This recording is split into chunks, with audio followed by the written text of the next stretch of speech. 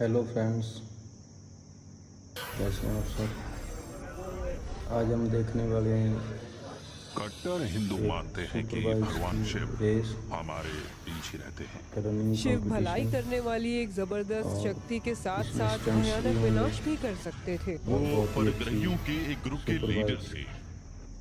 Shiv game अंतरिक्ष होगी में बसे कंपटीशन शहरों से पृथ्वी पर आते और थे। बहुत अच्छा हिंदू मान्यताओं आपका के एक्सपीरियंस मुताबिक करेंगे। विनाश के बाद ही और नई सृष्टि दोस्तों, अगर होती है चैनल में आप नए हैं और हो तो सकता चैनल है को कि प्लीज़ भगवान सब्सक्राइब शिव करें और इंसान के वीडियो को भविष्य लाइक का कर दें। फैसला करें।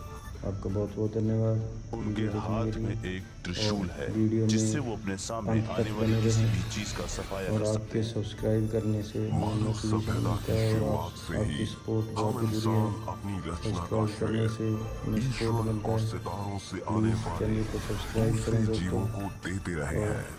आपके अगर लिए अच्छी उनकी अच्छी बात वीडियो सच हम हुई तो लाते रहेंगे। क्या उन परग्रहियों ने और सचमुच हमारे ये इतिहास को गढ़ा था? बहुत अच्छी वीडियो आपके और लिए अगर ऐसा था हम लाए तो हैं क्या और इंसान की इसका आप नियति का आनंद लें। फैसला वीडियो संहारक देखें, शिव अच्छी करेंगे? लगे सब्सक्राइब करें और वो बहुत ही कौन थे? अच्छा वो कहाँ से आए महसूस थे? होगा आपको भी। वीडियो अच्छी लगी हो वो तो अपने फ्रेंड्स पीछे सब्सक्राइब क्या करें छोड़ चैनल गए? को और वीडियो को लाइक वो कर दें। कहाँ चले गए? वीडियो में अंत तक बने रहें दोस्तों। क्या वो लौट कर आएंगे? वीडियो आपको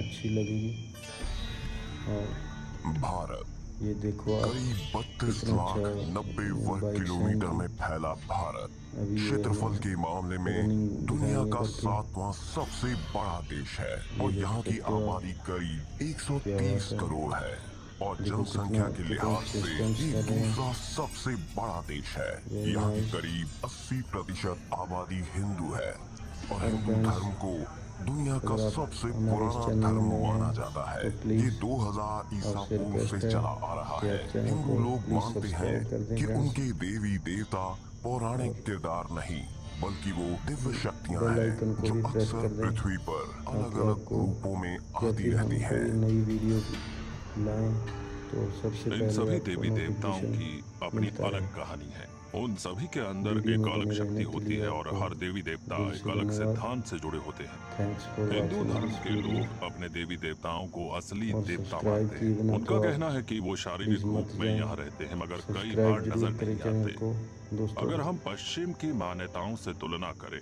तो और भारत आपकी में देवी सहायता से, देवताओं पर हेल्प आस्था से ज्यादा मजबूत हमारे लगती है। 6000 हिंदू धर्म सब्सक्राइबर के मुताबिक हो चुके हैं, करीब 6000 प्लस। 33 कोटि और देवी देवता हैं। ऐसे ही उन्हें आप दो अपनी साम्राज्यों में बांटा गया है, ऊपरी साम्राज्य नज़र बनाए रखें और प्लीज़। निचले साम्राज्य। चैनल को ग्रो और होने देवी में देवता अमर नहीं और होते थे जल्दी ही 10,000 मगर आम सब्सक्राइबर इंसानों हमारे के कंप्लीट हो मुकाबले जाएंगे। उनके पास ज्यादा प्लीज़ शक्तियां होती थी। सब्सक्राइब किए बिना मत जाएं।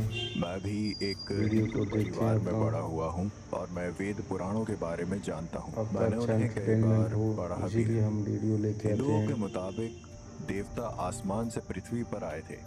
और हिंदू कमेंट्स भी मानते जरूर करें हैं कि फ्रेंड्स। ये कहानियां सिर्फ कोई भी अगर मिथक आपको नहीं है, वीडियो किसी तरह वो की और सभी वीडियो चाहिए ऐतिहासिक तो प्लीज़ तथ्य कमेंट हैं। कर इसका दीजिए। सीधा सा मतलब हम है उस तरह वो की इतिहास वीडियो से जुड़े आपके हैं लिए और इतिहास लाएंगे। कहानी नहीं होती। वीडियो में पूरे बने रहने भारत के में लिए आपको जगह जगह बहुत देवी धन्यवाद देवताओं की आपका। छवियां मिल Thanks। जाएंगी। मंदिरों आप में गढ़ी देखें हुई क्या बात, प्राचीन दीवारों बहुत पर अच्छे बने स्टंट्स कर चित्रों रहे में हैं। और उन विशाल मूर्तियों ये में जो कंपटीशन किसी भी जगह और पर इसका दूर कंपटीशन से ही भी है नजर आती हैं। और और सबसे स्टंट्स बड़ी भी बात हैं तो इस ये वीडियो है में। कि आसमान से आई ये ये हिंदू आपको देवी भी स्टंट्स देवता देखने को मिलेंगे। बहुत बड़ी तादाद में है। बहुत ही अच्छी पश्चिम के देशों में लोगों की सोच भारत के स्टंट्स लोगों से चल रहे बिल्कुल हैं। अलग है। भारत में परग्रही जीवों पर यकीन किया जाता है। हमारा महाभारत चैनल जैसे अभी नया है हिंदू दोस्तों, मिथकों में भी आप कई प्लीज़ परग्रही सब्सक्राइब जरूर टेक्नोलॉजी करें की बात की और गई वीडियो का है, आनंद जैसे लें। कि उसमें उड़ने वाले वीडियो वाहनों में की अंत चर्चा है तक आप प्लीज़ और बने आवाज से रहें। चलने वाले हथियारों का वीडियो जिक्र को भी। स्किप ना और करें सभ्यताओं प्लीज़। का विनाश ऐसे हुआ था जैसे कोई परमाणु विस्फोट हुआ स्किप हो। करने की बजाय आप इसको जोडियो पूरा क्रिश्चियन देखें फ्रेंड्स परंपरा में देवी देवताओं को सबसे शक्तिशाली माना गया है। और सब्सक्राइब लेकिन तो जरूर वैदिक करें लेखों के चैनल को मुताबिक हिंदू देवी देवता अक्सर और बेल टेक्नोलॉजी आइकन पर को भी निर्भर प्रेस करते कर थे। दें दोस्तों। इसे देखते हुए इससे आपको एंशिएंट एस्ट्रोनॉट थेरिस ने नोटिफिकेशन सबसे ये पहले सवाल मिलता है उठाया जल्दी कि और कहीं आपको ये सर्च लेख करने की जरूरत भी सिर्फ नहीं दिव्य पड़ती। शक्तियों से जो भी हम आमना नई सामना वीडियो होने बनाते की हैं नहीं बल्कि आपको परग्रही दोस्तों सबसे जीवों की पहले बात कर रहे नोटिफिकेशन थे। मिलेगा। वीडियो देखने के लिए आपका बहुत बहुत धन्यवाद। महाभारत में ऐसा थैंक्स फॉर वाचिंग दिस लिखा है वीडियो। कि एक थैंक्स रोज फॉर विशाल सब्सक्राइब शहरों माय ने चैनल। पृथ्वी को पूरी तरह घेर लिया था। उस वक्त उनके पास अगर अंतरिक्ष आपको यान के कोई लिए नई कोई वीडियो शब्द नहीं था। चाहिए हो उन्होंने उन दोस्तों, यानों को ही शहर हम कहा उस था, पे भी मगर उन्होंने ये वीडियो बात बनाएंगे। साफ साफ आप कही थी प्लीज कमेंट कि वो करें। शहर आसमान में नहीं हमें बल्कि ये वीडियो पृथ्वी देखनी और है तो हम आसमान के बीच उसी थे। पे वीडियो उन बना शहरों के से अपलोड छोटे करेंगे। छोटे यान बाहर आया करते। भारत के आपके प्राचीन सब्सक्राइब से लोग उन हमें वाहनों को बहुत ही विमान सपोर्ट कहते मिलता है थे दोस्तों। और उन विमानों से ही सब्सक्राइब शिक्षक जरूर आते। करें चैनल को जाहिर सी बात है वो शिक्षक ही और परग्रही। हमारे इस शिव चैनल को को ग्रो होने महादेव में भी प्लीज कहते मदद हैं। करें। महादेव का मतलब है आपको सबसे फिर दिल बड़े से देव। धन्यवाद। शिव थैंक्स सबसे फॉर बड़े सब्सक्राइब दिस चैनल। देवता माने फॉर जाते हैं वाचिंग दिस वीडियो। और Thanks सबसे दोस्तों। शक्तिशाली भी। धन्यवाद। वो दो काम करते हैं। हेलो फ्रेंड्स, उनका पहला काम है विनाश कैसे हैं आप और सब? दूसरा काम है सृष्टि का आज हम निर्माण। देखने वाले हैं बिना विनाश के निर्माण नहीं हो सकता। सुपर बाइक्स की रेस शिव को विनाश और निर्माण रनिंग करने वाला कंपटीशन। माना जाता है। और इसमें स्टंट्स भी होंगे उनके एक हाथ और में बहुत ही डमरू अच्छी नजर आता है सुपर बाइक जिससे वो ब्रह्मांड की सृष्टि गेम करते होगी हैं। कंपटीशन। उनके गले में लटका बहुत नाग अच्छा कभी भी हमले को आपका तैयार एक्सपीरियंस रहता करेंगे। है। और दोस्तों अगर चैनल में आप नए हैं तो चैनल को विनाश प्लीज का सब्सक्राइब करें त्रिशूल और भी वीडियो है। को लाइक कर दें। और इन सब के आपका बहुत बहुत अलावा धन्यवाद वीडियो उनके देखने के माथे लिए पर तीसरी और आंख भी वीडियो है। में अंत तक बने रहें। शिव ऐसे और इकलौते आपके देवता सब्सक्राइब हैं करने से जिनके हमें मोटिवेशन माथे मिलता पर है और तीसरी आंख है। आपकी सपोर्ट बहुत जब भी जरूरी उनकी है। तीसरी आंख खुलती है सब्सक्राइब करने से उससे बहुत हमें तेज सपोर्ट रोशनी मिलता है। निकलती है और उससे प्लीज निकलने चैनल को वाली सब्सक्राइब आग करें दोस्तों। अपने रास्ते में आने और वाली किसी भी आपके चीज लिए को अच्छी अच्छी भस्म कर वीडियो देती है। हम लाते रहेंगे। आमतौर पर जब भी तीसरी आंख की ये बात होती है तो उसका मतलब अच्छी होता वीडियो है आपके ज्ञान लिए से, लेकिन उस तीसरी हम लाए आंख का हैं एक और मतलब और भी इसका है। आप आनंद वो लें। आंख विनाश भी वीडियो करती है देखें अच्छी और ये अपनी दोनों बातें सब्सक्राइब एक तो करें नहीं हो सकती। और अब बहुत ही सवाल उठता है अच्छा कि वो आखिर है क्या और महसूस होगा शिव क्या आपको भी। थे।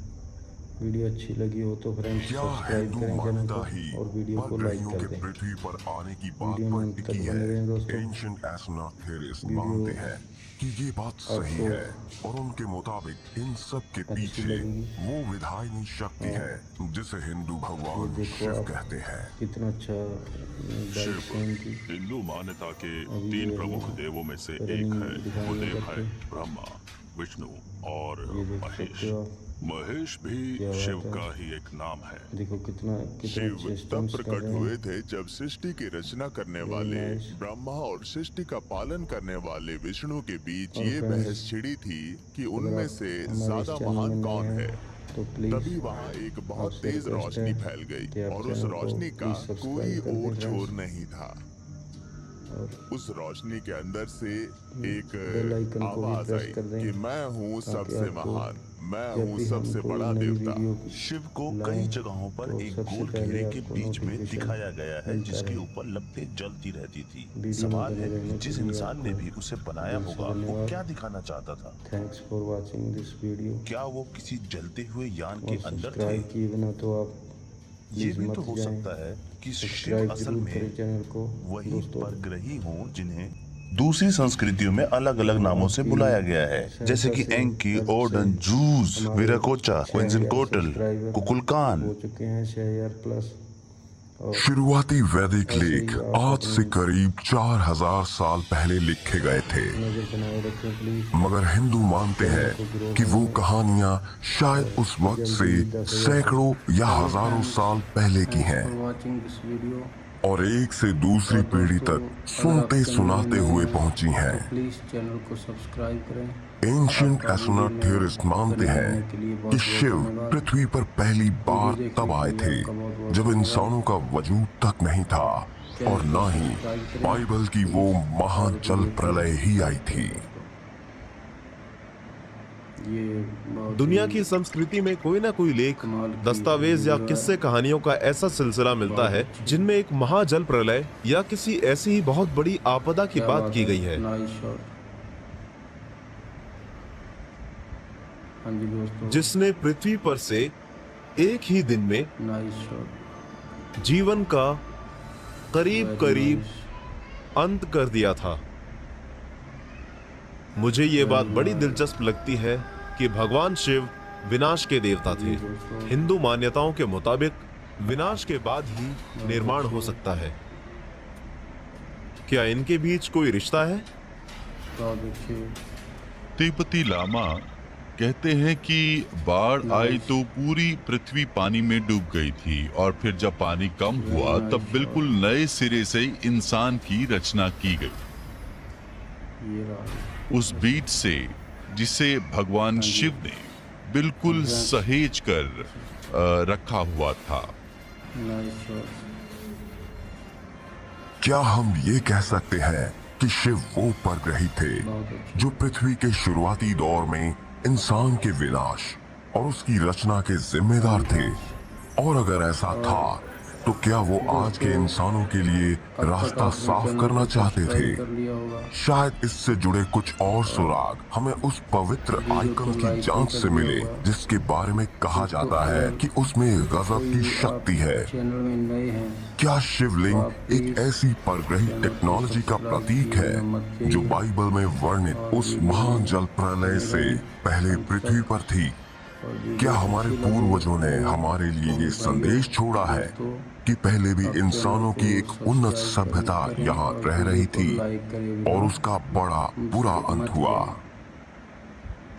आपके लिए ऐसी ही अच्छी बेहतर सिरसी, भारत। वीडियो कर्नाटक राज्य के इस शहर के दक्षिण पश्चिम में करीब 15 किलोमीटर दूर शालमला नदी के अंदर है भारत का एक बड़ा ही अहम तीर्थ सहस्त्रलिंग। आपका साल के ज्यादातर समय तक नदी के पानी के अंदर छिपे रहते हैं ये पत्थर के स्कल्पचर्स जिन्हें शिवलिंग कहते हैं।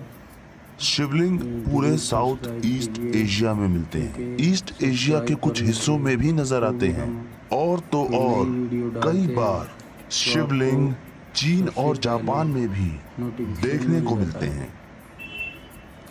आपको सर्च करने की जरूरत नहीं पड़ती। ये पवित्र लिंग शिव का प्रतीक है और हर साल महाशिवरात्रि के मौके पर ये हजारों तीर्थ यात्रियों को दिखाई देते हैं। बहुत अच्छी वीडियो। महाशिवरात्रि वो पर्व है जिसमें भगवान शिव की पूजा की जाती है। जरूर करें फ्रेंड्स। महाशिवरात्रि का पर्व आमतौर पर फरवरी के अंत और मार्च की शुरुआत में आता है। उस वक्त शामला नदी का पानी पूरी तरह उतर जाता है, इसीलिए वो शिवलिंग नजर आने लगते हैं। बहुत अच्छे। शिव को शिवलिंग के रूप में दिखाया गया और ये असल में एक स्पेरिकल कॉलम है, एक फ्लेमिंग पिलर जो ब्रह्मांड का कॉस्मिक एक्सिस माना जाता है। हाँ जी दोस्तों, बहुत अच्छे। जिस किसी शिवलिंग की पूजा की जाती है उसे एक योनि में रखा जाता है। वो असल में एक बेस है, मगर वो कई और काम भी आता है। वो एक तरह की नाली का काम भी करता है और जब हम शिवलिंग की सतह पर कुछ डालते हैं तो वो सब उसके रास्ते बह जाता है। पेरिस, फ्रांस, सन 1900।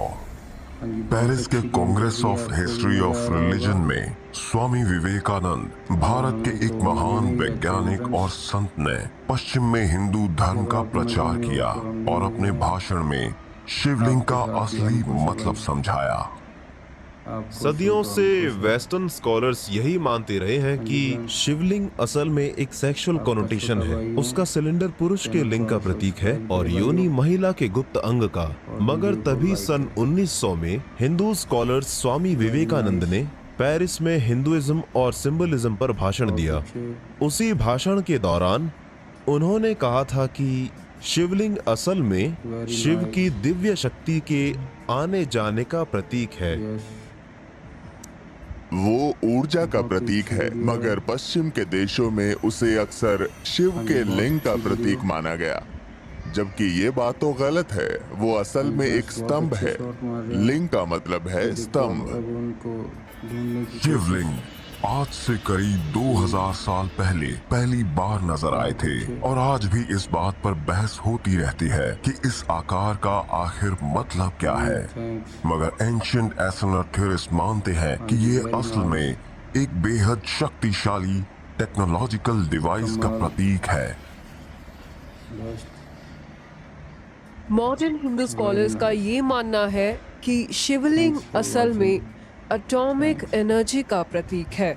जब हम ये सोचते हैं कि एटॉमिक एनर्जी क्या कर सकती है, इसका इस्तेमाल भलाई के लिए कैसे किया जा सकता है, तो ये भी सच है कि वो काफी विनाशकारी होती है। और इससे ये बात सही लगती है कि वो सचमुच शिव की शक्ति का प्रतीक है, क्योंकि शिव भलाई भी करते हैं और विनाश भी। क्या ये कहा जा सकता है कि शिव की शक्ति असल में परमाणु ऊर्जा का प्रतीक है? एंशिएंट एस्ट्रोनॉट थ्योरिस्ट कहते हैं कि ये सच है और मानते हैं कि इससे जुड़े सबूत हमें एक और रहस्यमय आकृति की जांच से मिल सकते हैं। शिवलिंग का सिलेंड्रिकल आकार काफी हद तक आज के न्यूक्लियर रिएक्टर से मिलता जुलता लगता है। आपकी सपोर्ट बहुत जरूरी है। उसके बेस पर बने ग्रुप भी उन स्ट्रक्चर्स जैसे होते हैं जो रिएक्टर का गंदा पानी बाहर निकालता है। आपके लिए अच्छी वीडियो हम लाते रहेंगे। प्राचीन काल में ही नहीं, आज भी हिंदू पूजा के लिए शिवलिंग पर पानी और दूध डालते हैं, जो एक तरह की रस्म है। और इसका हम आज न्यूक्लियर रिएक्टर को भी ठंडा करने के लिए उसके ऊपर पानी डालते हैं। बहुत ही अच्छा। और सबसे दिलचस्प बात यह है कि ज्यादातर शिव मंदिर नदी या झील के किनारे ही बने होते हैं, बिल्कुल न्यूक्लियर पावर प्लांट्स की तरह। तो क्या ये नहीं कहा जा सकता कि शिवलिंग असल में एक प्राचीन न्यूक्लियर पावर प्लांट का प्रतीक है? ये देखो आप, कितना अच्छा बाइक से इनकी। शिव और शिवलिंग की कहानी में जाहिर है कि बात सिर्फ एक ऐसी यूनिवर्सल या कॉस्मिक एनर्जी की हो रही थी जिसे हम 20th सेंचुरी में तब समझ पाए जब हमने न्यूक्लियर पावर और न्यूक्लियर फिजन की खोज की। आधुनिक मानव सभ्यता से पहले की इन खोजों ने अपने अतीत के बारे में हमारी सोच को बदल दिया है और हम अब प्रलय से पहले की मानव सभ्यता के इतिहास को जानने लगे हैं। क्या शिवलिंग एक ऐसी परग्रही टेक्नोलॉजी का प्रतीक है जो बाइबल में वर्णित उस महान जल प्रलय से पहले पृथ्वी पर थी? क्या हमारे पूर्वजों ने हमारे लिए ये संदेश छोड़ा है कि पहले भी इंसान की एक उन्नत सभ्यता यहाँ रह रही थी और उसका बड़ा बुरा अंत हुआ? एंशिएंट एस्ट्रोनॉट थ्योरिस्ट मानते हैं कि इससे बड़े कुछ और सबूत पश्चिमी भारत के एक रहस्यमय मंदिर और उसके नीचे छिपी चीजों की जांच से मिल सकते हैं। क्या ये कहा जा सकता है कि कैलाश मंदिर के नीचे परग्रहियों का एक प्राचीन शहर बसा था?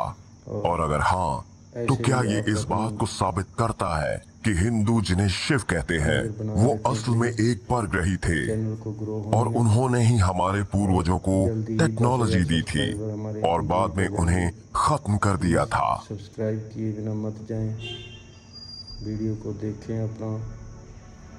औरंगाबाद, भारत। अच्छा एंटरटेनमेंट हो, इसीलिए मुंबई से करीब 350 किलोमीटर दूर है एक पहाड़ को काट कर बनाया गया एक मंदिर का प्रांगण। इसे एलोरा की गुफाएं कहते हैं। पूजा अर्चना के ये 34 स्थल करीब 1.5 किलोमीटर में फैले हैं और उन्हें एक ही पहाड़ को काट कर बनाया गया है। कहते हैं कि ये 600 से 1000 ईस्वी के बीच बनाए गए थे। केव 16 कैलाश मंदिर के नाम से जानी जाती है और ये भगवान शिव का बहुत बड़ा मंदिर है।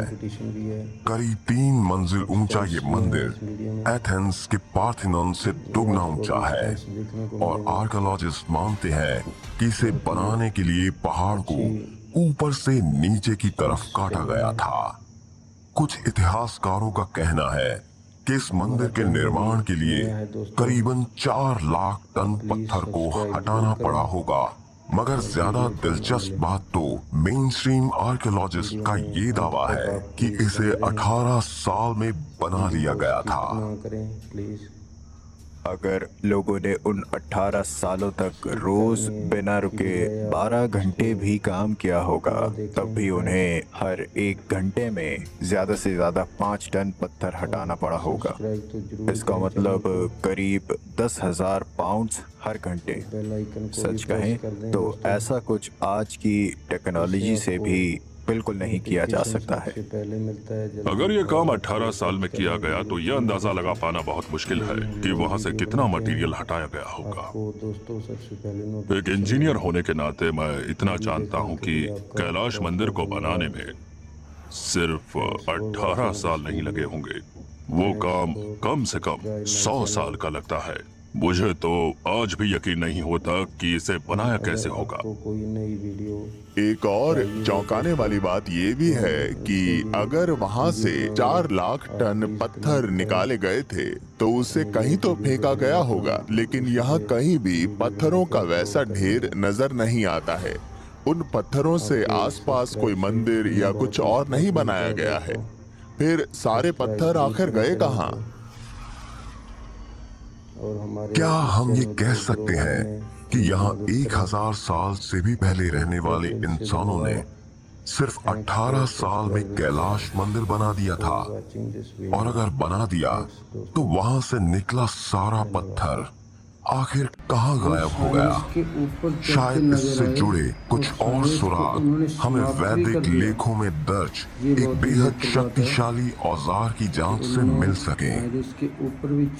कमाल की बात यह है कि वेदों में ब्रह्मास्त्र नाम की एक डिवाइस की चर्चा है। बहुत अच्छा किया। क्या ये कहा जा सकता है कि वेदों में जिस ब्रह्मास्त्र नाम की मशीन का जिक्र है वो असल में एक टेक्नोलॉजिकल डिवाइस थी और आज से हजारों साल पहले पृथ्वी पर थी? एंशिएंट एस्ट्रोनॉट थ्योरिस्ट कहते हैं हाँ थी, और उनका ये भी कहना है कि उसका इस्तेमाल कैलाश मंदिर बनाने में ऊपर से नीचे की तरफ नहीं, जैसा कि मेनस्ट्रीम के विद्वान मानते हैं, बल्कि नीचे से ऊपर की तरफ किया गया था। कहा जाता है कि ये हाईटेक मशीन बड़ी तेजी से चट्टानों को काट देती थी और कटी हुई चट्टानों को भाप बनाकर उड़ा देती थी। ये पत्थर को हवा बना देती थी। प्राचीन वैदिक लेखों में कई बार इस डिवाइस की चर्चा की गई है। इससे कीमती पत्थरों और मेटल्स की खुदाई की जाती थी। क्या उसी से कैलाश मंदिर बनाया गया था? और बहुत ही अच्छी एलोरा में एक बहुत ही बड़ी रहस्यमय चीज है और वो है सुरंग, क्योंकि इन सुरंगों का रास्ता कहीं नहीं खुलता है। उनमें से कुछ तो बड़े ऑड एंगल्स पर मुड़ गई हैं और कुछ तो 40 फुट गहरी हैं। अब इसकी वजह क्या है ये कोई नहीं जानता। वीडियो देखने के लिए 1876 में मशहूर इंग्लिश स्पिरिचुअलिस्ट एमा हार्डिंज ब्रिटेन की किताब गोस्ट लैंड छपी। इसमें उन्होंने एलोरा गुफाओं के नीचे बनी छिपी सुरंगों के बारे में लिखा है और इस बात की भी चर्चा की है कि वो जमीन के नीचे बने एक शहर में मिस्टिक्स की एक खुफिया संस्था के सदस्यों से मिली थी। उन्होंने लिखा कि वहाँ वो आध्यात्मिक रूप से रहस्यमय एक शख्स कैवलर लुइस से संपर्क करती थी और उन्होंने वहाँ सीक्रेट सोसाइटी को देखा था। कैवलर लुई का कहना था कि उन्हें एलोरा में उस जगह पर कई खुफिया गलियारों से होकर जमीन के नीचे बने एक चेम्बर तक ले जाया गया। जमीन के नीचे बना वो चेम्बर एक बहुत बड़े एम्फी थिएटर में खुलता था और वहाँ 3 बड़े ही रहस्यमयी मेटालिक सिंहासन रखे थे, जिन्हें बड़ी ही शक्तिशाली गैल्वेनिक बैटरी से चार्ज किया जाता और फिर वो हवा में उठ जाते। उन सिंहासनों पर 7 बड़ी ही रहस्यमयी हुडेड आकृतियां बैठती थी, मगर सबसे दिलचस्प था वो शख्स जो बीच में बैठता और बातें करता था, मगर वो हमेशा वहां नहीं रहता। उसका शरीर फिजिकल स्पेस और टाइम में चमकता रहता। अगर आप हमारे इस चैनल में नए हैं तो प्लीज़ आपसे रिक्वेस्ट है कि आप चैनल ये को भी please एक subscribe सुरंग कर है दीजिए। जो कैलाश मंदिर के नीचे तक जाती है। आप देख सकते हैं कि स्थानीय अधिकारियों ने यहाँ पार लगा रखी है, लेकिन अगर आप इसके अंदर देखें तो साफ नजर आता है कि ये सुरंग वर्टिकली नीचे गई है। स्थानीय अधिकारी ये मानते हैं कि इस तरह की सुरंगें कैलाश मंदिर के नीचे बसे एक शहर तक जाती है। Thanks for watching this. मगर कैलाश मंदिर के नीचे बनी इन सुरंगों का आखिर क्या मकसद है और इन्हें आम जनता के लिए बंद क्यों कर दिया गया है? अभी तो आर्कियोलॉजिस्ट मानते हैं कि कैलाश मंदिर 5वीं से 10वीं सदी ईस्वी का बना है, मगर इस मंदिर में ऐसा कुछ नहीं है जिससे इसकी सही तारीख का पता लग सके। ये भी तो हो सकता है कि प्राचीन भारत या दुनिया की कुछ दूसरी जगहों की तरह ये मंदिर भी उस वक्त से काफी पहले के हों, जिसके बारे में मेन स्ट्रीम के आर्कियोलॉजिस्ट कह रहे हैं। सवाल ये है कि कैलाश मंदिर के इतने नीचे ये कमरे और सुरंगें क्यों बनी है? एंशिएंट एस्ट्रोनॉट थ्योरिस्ट मानते हैं कि ये भी शायद इस बात का एक सबूत है कि भगवान शिव का बाइबल में वर्णित महाजल प्रलय से संबंध था। कोई भी अगर आपको वीडियो किसी तरह की और वीडियो चाहिए, पृथ्वी तो पर please एक बड़ी comment जबरदस्त कीजिए। बाढ़ आई थी हम उस तरह की और वीडियो तब आपके बहुत से लिए लोगों ने जमीन के नीचे ही पनाह ली थी।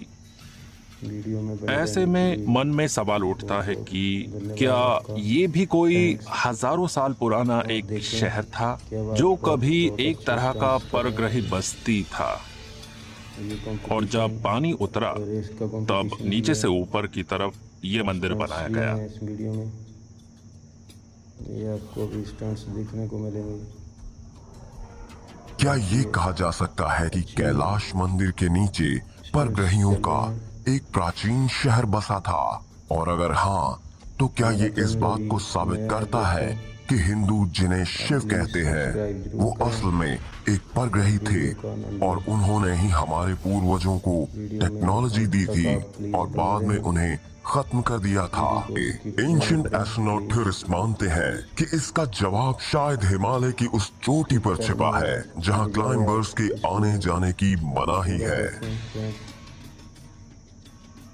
क्या हम ये कह सकते हैं कि कैलाश पर्वत पर इस बात के पुख्ता सबूत है कि पृथ्वी पर कभी एक बड़ी उन्नत सभ्यता रहती थी, वो जिसके पास परमाणु शक्ति थी और उन्हें वो शक्ति हिंदू देवताओं के रूप में आए परग्रहियों ने दी थी? जो भी हम नई वीडियो बनाते हैं आपको दोस्तों सबसे पहले नोटिफिकेशन हिमालय का तिब्बत वाला हिस्सा, दुनिया के इस बीहड़ बियाबान में एक पहाड़ ऐसा भी है जो हजारों लोगों के लिए बड़ा पवित्र है। इस चोटी का नाम है कैलाश पर्वत।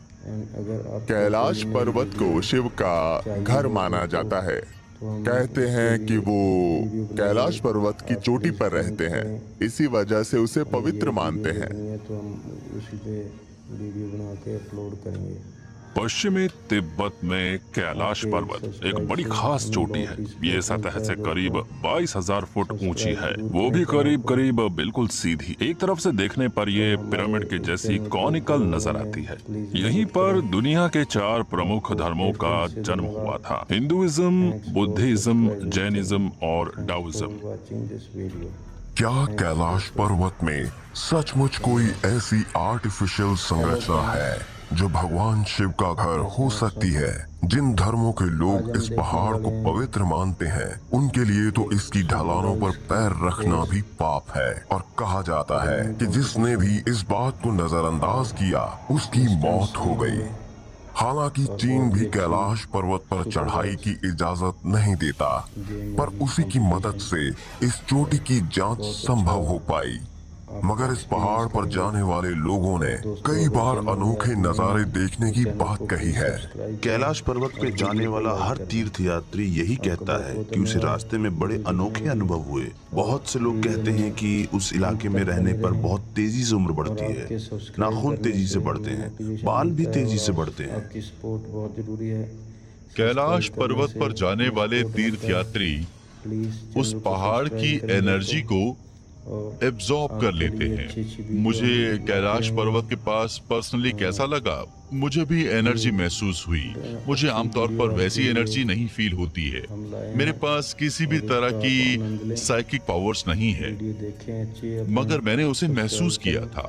और बहुत ही अच्छा डॉक्टर अर्नस्ट मोल्डशेव रूस के एक मशहूर आई सर्जन थे और उन्होंने दुनिया के कुछ बड़े खतरनाक बीहड़ों की जांच पड़ताल करने के लिए 21 अभियान किए थे। 1999 में वो करीब 1 महीने तक कैलाश पर्वत पर रहे और उसकी संरचना का अध्ययन करते रहे। उन्होंने जो देखा उसके आधार पर एक बड़ी कंट्रोवर्शियल थ्योरी दी। उनके मुताबिक कैलाश पर्वत सिर्फ भगवान शिव का पौराणिक घर ही नहीं है। क्या बात है। डॉक्टर अर्नस्ट मोल्डशेव के नेतृत्व में रशियन साइंटिस्ट का एक अभियान दल कैलाश पर्वत पर गया और उन्होंने देखा कि उसकी चोटी इंसान के बनाए एक पिरामिड जैसी है। और तब उन्होंने ये थ्योरी दी कि कैलाश पर्वत की चोटी इंसान की बनाई हुई है या उसे शिव के घर के तौर पर दूसरे ग्रह के जीवों ने बनाया था। वो एक बहुत बड़ा पिरामिड है, दुनिया का सबसे बड़ा पिरामिड, या फिर यूं कहूं तो वो काफी हद तक एक स्टेप पिरामिड जैसा है। आपको दिल से धन्यवाद। Thanks for watching this video. क्या ये कहा जा सकता है कि कैलाश पर्वत से सचमुच एक खास किस्म की ऊर्जा निकलती है? एंशिएंट एस्ट्रोनॉट थ्योरिस्ट मानते हैं कि हाँ, वो ऊर्जा निकलती है और उनका कहना है कि वहाँ जो अनोखी घटनाएं होती हैं और उस चोटी पर चढ़ने की मनाही की असली वजह शायद ये है कि वो रेडियो एक्टिव है। उनका कहना है कि इससे जुड़े कुछ और सबूत उस ड्राइंग से मिल सकते हैं जो कैलाश पर्वत से करीब 1000 किलोमीटर दूर पश्चिमी चीन की मैगाओ केव से मिली है। 500 बीसी से 1500 एडी के बीच बौद्धों ने मकाओ केव सिस्टम में करीब 50,000 मैन्यूस्क्रिप्ट्स जमा की थी। बाद में इनकी खोज की हंगरी में पैदा हुए ब्रिटिश रिसर्चर ऑरल स्टाइन ने। वो 1907 में यहाँ आए और उस गुफा की खोज की। उन मैन्यूस्क्रिप्ट्स में उन्हें एक छिपा हुआ डायग्राम मिला। वो दूसरी सदी के एक मैन्यूस्क्रिप्ट का था जिसमें मेरू पर्वत की चर्चा थी। उसी मेरू पर्वत की जिसे हिंदू और बौद्ध स्वर्ग तक जाने का रास्ता मानते हैं। मेरू पर्वत को आप कैलाश पर्वत का रिप्रेजेंटेशन भी कह सकते हैं। उस डायग्राम की सबसे बड़ी खूबी ये है कि वो बड़ा ही टेक्नोलॉजिकल है। एंशिएंट एस्ट्रोनॉट थ्योरिस्ट मानते हैं कि ये डायग्राम काफी हद तक आज के उन पार्टिकल एक्सेलरेटर से मिलता जुलता है जिनका इस्तेमाल न्यूक्लियर रिएक्टर में किया जाता है। कुछ तो ये भी कहते हैं कि बाइबल में वर्णित उस महाजल प्रलय से ठीक पहले दूर दराज के पहाड़ी इलाके में परग्रहियों ने अपनी न्यूक्लियर टेक्नोलॉजी को नष्ट किया था, वैसे ही जैसे आज हम नवादा के यका पहाड़ों पर अपना न्यूक्लियर वेस्ट डालते हैं। क्या ये कहा जा सकता है कि तिब्बत में मौजूद कैलाश पर्वत एक खोखला किया गया पहाड़ है जिसे हजारों साल पहले खोखला किया गया था और उसे शायद परग्रहियों ने खोखला किया, या फिर वो रेडिएशन की वजह से वैसा हो गया था? बेल आइकन को भी प्रेस कर दें दोस्तों। क्या हम ये कह सकते हैं कि कैलाश पर्वत पर इस बात के पुख्ता सबूत हैं कि पृथ्वी पर कभी एक बड़ी उन्नत सभ्यता रहती थी, वो जिसके पास परमाणु शक्ति थी और उन्हें वो शक्ति हिंदू देवताओं के रूप में आए परग्रहियों ने दी थी। एंशिएंट एस्ट्रोनॉट थ्योरिस्ट मानते हैं कि अपने अतीत का सच जानने के लिए हमें शिव का ही और करीब से अध्ययन करना होगा और देखना होगा कि वो किस बात के प्रतीक थे। अगर कुछ एंशिएंट एस्ट्रोनॉट थ्योरिस्ट की ये बात सही है कि कैलाश पर्वत सचमुच कभी रेडियो एक्टिव था, तो क्या वहाँ आने वाली उड़न तश्तरियाँ इस बात का सबूत है कि कभी वहां पहुंचना सुरक्षित था, या फिर वहां आज भी कोई ऐसी टेक्नोलॉजी है जिसका इस्तेमाल आज भी परग्रही कर रहे हैं? चैनल को ग्रो होने में प्लीज मदद करें। आपको फिर दिल से 5 अगस्त 1927 subscribe this channel. Russian philosopher और Nobel peace prize nominee Nicholas Roerich Himalaya पहाड़ों पर खोज कर रहे थे। तभी उन्हें आसमान में उड़ता एक बड़ा सा अंडाकार पिंड दिखा जो बहुत तेजी से चल रहा था और सूरज की तरह चमक रहा था। वो दक्षिण से दक्षिण पश्चिम की तरफ गया और फिर आसमान में गायब हो गया। स्टंट्स भी होंगे। कैलाश पर्वत की तरफ जाने वाले बहुत से तीर्थ यात्रियों ने उड़न तश्तरियां देखी थी। बहुत अच्छा। उन्होंने कैलाश पर्वत के आसपास भी उन्हें देखा था और उनका कहना था कि वो सीधे पहाड़ के अंदर चली गई थी। कुछ लोग तो ये भी कहते हैं कि वहाँ जमीन के नीचे एक यूएफओ बेस है, क्योंकि बहुत से लोगों ने देखा कि आसमान से यूएफओ आते हैं और जमीन के नीचे गायब हो जाते हैं। आपकी सपोर्ट बहुत जरूरी है। सब्सक्राइब करने से अगर कुछ एंशिएंट एस्ट्रोनॉट थ्योरिस्ट की ये बात सही है कि कैलाश पर्वत सचमुच कभी रेडियो एक्टिव था, तो क्या वहाँ नजर आने वाली उड़न तश्तरियां इस बात का सबूत है कि कभी वहाँ पहुँचना सुरक्षित था, या फिर वहाँ आज भी कोई ऐसी टेक्नोलॉजी है जिसका इस्तेमाल आज भी परग्रही कर रहे हैं। शायद इससे जुड़े कुछ और सबूत हमें 4000 साल पहले के उस लेख की जांच से मिले जिसमें बिजली को साधने के तरीके के बारे में बताया गया है। वीडियो में तक बने रहें दोस्तों। वीडियो उज्जैन, भारत, 1924। लगेगी। शहर की रॉयल लाइब्रेरी में एक प्राचीन संस्कृत लेख अगस्त्य संहिता के कुछ गायब पन्ने मिले। वैसे तो अभी तक ये नहीं पता लग पाया है कि ये संहिता असल में कब लिखी गई थी, मगर हिंदू विद्वान इसे कम से कम 4000 साल पुराना मानते हैं। इसके अंदर ऋषि अगस्त्य के लेखों का संग्रह है और ऋषि अगस्त्य को शिव भक्त माना जाता है। वो उन हिंदू ऋषियों में से थे जो सिद्ध कहलाते हैं। हिंदू लेखों के मुताबिक प्राचीन सिद्धों के पास बड़ी उन्नत टेक्नोलॉजी होती थी। सिद्ध का मतलब होता है सर्वगुण संपन्न। ऐसे लोगों के पास ऐसी शक्तियां होती हैं कि वो अपना आकार बहुत छोटा कर लेते हैं और बहुत बड़ा भी। वो हवा में भी उड़ सकते हैं। शिव को सबसे सिद्ध पुरुष माना जाता है। वो सबसे पहले और सबसे प्राचीन सिद्ध पुरुष थे। सिद्ध पुरुष सृष्टि भी कर सकते हैं। कहा जाता है कि सिद्ध पुरुष होगर के पास कई बड़ी चमत्कारिक टेक्नोलॉजीज थी और उन्होंने उन चीजों का आविष्कार तभी कर लिया था जब आज की इंडस्ट्री बनी भी नहीं थी। कहते हैं कि उन्होंने एक स्टीम शिप, एक टेलीस्कोप, एक पैराशूट और एक लोकोमोटिव भी बना लिया था। उनके पास आसमान में उड़ने के लिए भी कई डिवाइसेस थे। ऋषि अगस्त्य भी सिद्धों की उस परंपरा में बड़े अहम हैं। माना जाता है कि भारत में वही सीक्रेट कल्चर और सीक्रेट साइंस लाए थे। जब हम इसके बारे में पढ़ते हैं कि ऋषि अगस्त्य को ज्ञान कहां से मिला था, तो पता चलता है कि उन्हें परग्रहियों ने शिक्षा दी थी। कोई भी अगर आपको वीडियो डॉक्टर वॉर्म और कोकातनर एक और हायरोग्लिप्स के बड़े माहिर रिसर्चर थे। उन्होंने 1924 में मिले अगस्त्य संहिता के गायब पन्नों को पढ़ा था।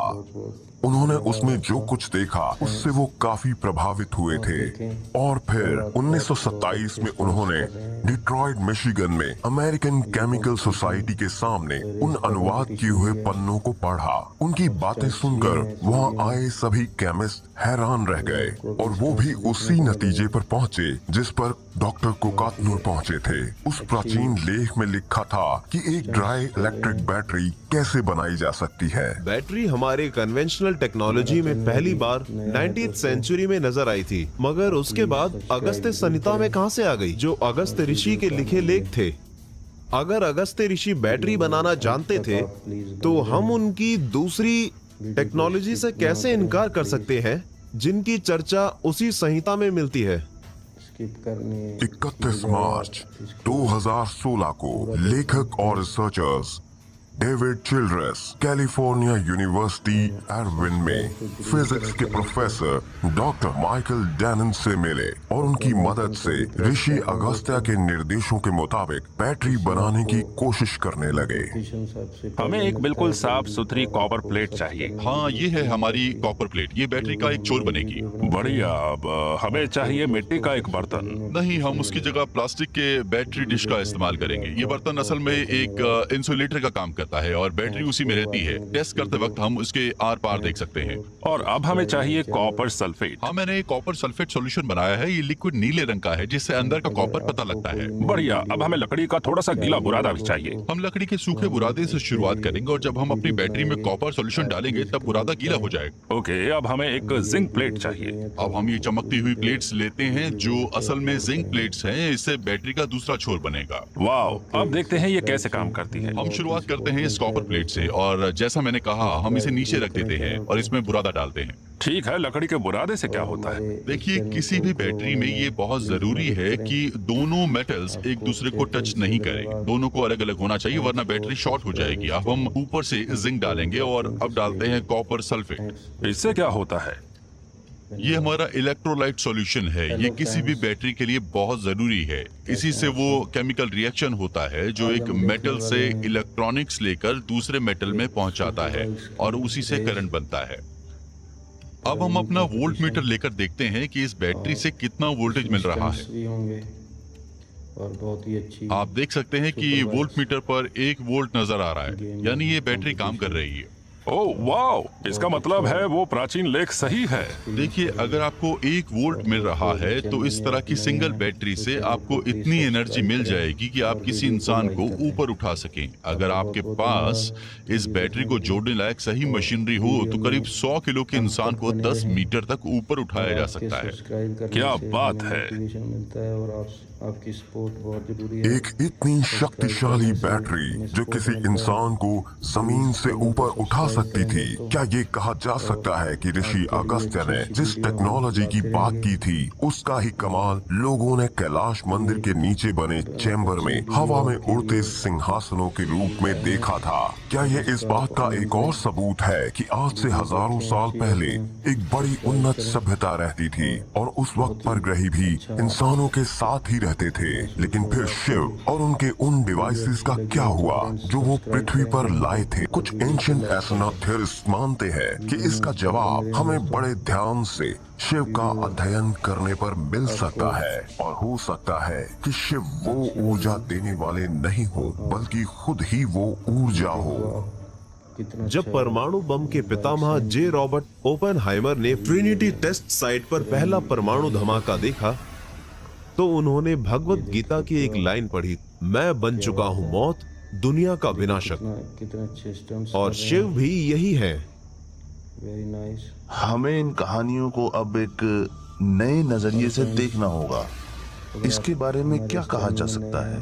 क्या भगवान शिव किसी तरह की एक एनर्जी है? सब्सक्राइब कर दें फ्रेंड्स। और क्या ये कहा जा सकता है कि शिव एक ऐसी विनाशकारी घटना के प्रतीक है जो आज से हजारों साल पहले हुई थी? एंशिएंट एस्ट्रोनॉट थ्योरिस्ट मानते हैं कि ये बात सही है और उनका कहना है कि शिव की वो विनाशकारी शक्ति सिर्फ संभव ही नहीं थी बल्कि उसका इस्तेमाल तो होना ही था। हम अब मानव सभ्यता के एक नए भविष्य की शुरुआत की तरफ बढ़ रहे हैं। उस लिहाज से हम कह सकते हैं कि एक नए युग का अंत है और हम नया पन्ना पलटने जा रहे हैं। हालांकि शिव का काम है विनाश करना और उन्हें यही कहा भी जाता है संहारक, मगर उसके साथ ही साथ वो रचना भी करते हैं। मतलब विनाश के बाद ही रचना होती है। परग्रही वापस आएंगे और उनका आना मानव सभ्यता के इतिहास का सबसे अनोखा चैप्टर होगा। सब्सक्राइबर हमारे कंप्लीट हो जाएंगे। प्लीज सब्सक्राइब कीजिए। क्या ये कहना सही होगा कि शिव सिर्फ एक पौराणिक हिंदू देवता भर है वो देवता जिन्होंने शुरुआती इंसान को एक भयंकर तबाही को बयान करने का तरीका बताया, या फिर बात कुछ और भी है? कहीं कोई परग्रही मूल की बात तो नहीं? शायद इससे जुड़े जवाब किसी मंदिर की दीवारों पर बने चित्रों में ना हो, या शायद किसी पवित्र लेख में भी ना हो। मगर इस बात में कोई शक नहीं कि इंसान आज जिस तरह से ऊर्जा को अपने वश में कर रहा है, उससे तो यही लगता है कि हम जल्द ही सितारों पर वापस जा सकते हैं। ये कंपटीशन